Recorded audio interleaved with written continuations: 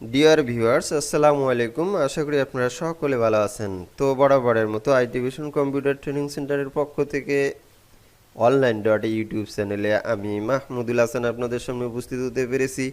আজকে আবারও আমি গুরুত্বপূর্ণ আরেকটি বিষয় নিয়ে আপনাদের সামনে উপস্থিত হতে পেরেছি। কারণ আমরা মাইক্রোসফট এক্সেলের যে শিটগুলো রয়েছে, অনেক সময় আমরা যে অংশটুকু আমাদের প্রয়োজন হয় ওই অংশটুকু প্রিন্ট দিতে গিয়ে অনেক সমস্যার সম্মুখীনে আমরা হয়ে যাই। তো আজকে আমরা জেনে নেব এবং দেখে নেব কিভাবে এই কাজটি সমাধান করে নিতে হয়।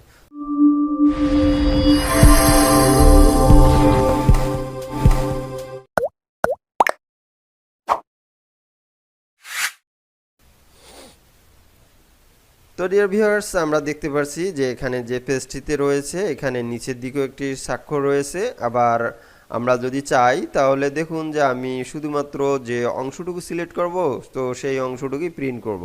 তো সেটি করার জন্য কিন্তু আসলে এইভাবে সিলেক্ট করলাম আর এইভাবে প্রিন্ট অপশনে চলে গেলাম আর আমরা প্রিন্ট দিলাম, দেখুন হচ্ছে না। সো এটা কিন্তু না, এটা বুঝতে হবে আপনাকে যে এভাবে সিলেক্ট করে নিতে হবে এক। দ্বিতীয়ত আপনাকে যে কাজটি করতে হবে সেটি আপনি পেজ লেআউট মেনুতে চলে আসবেন। এরপরে আপনারা আগে ডকুমেন্টটা সেট করে নেবেন ল্যান্ডস্কেপ কিংবা পর্ট্রেটে। আপনি ল্যান্ডস্কেপ করলে আমি যেমন ল্যান্ডস্কেপ করে নিলাম, আপনারা চাইলে আপনাদের ফাইল অনুপাতে পর্ট্রেটও করতে পারেন। তো এরপরে আমরা যেহেতু দেখতে পাচ্ছি যে প্রিন্ট প্রিভিউ করলে এখানে আমরা এই ফাইলটির যে ডান দিকে অংশটি আছে এই অংশটি পুরোপুরি যেহেতু দেখা যাচ্ছে না, সেহেতু অপশনটি ঠিক করার জন্য আমরা এই পেজ লেআউট মেনু থেকে আমরা এখানে পার্সেন্টেজটি কমিয়ে দেব, তাহলে আমরা পূর্ণাঙ্গ ফাইলটি এখানে দেখতে পাবো। তো আমি এখানে দিয়ে দিলাম 80%।